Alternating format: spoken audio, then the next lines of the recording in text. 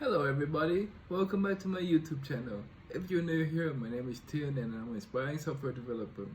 Welcome back to the programming series and welcome to season 2.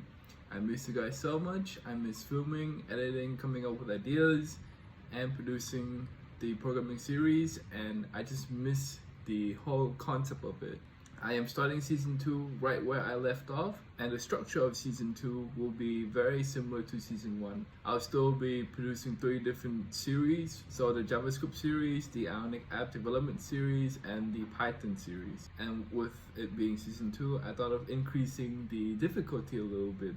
It won't be too difficult for you to be able to follow along with me with the other future videos, but the programming concepts will be relatively more advanced than season 1. The releasement of each episode in season 2 will be similar to season 1, so I'll be releasing JavaScript first, and then following with that will be the Python episodes, and then it will be the Ionic app development. With that being said, I can't wait to start season 2 real soon. Following this introduction will be the JavaScript video on catching a circle. So you would have an animating circle, and then if you hover your mouse over it, you'll be able to stop it from animating. I think it's very cool.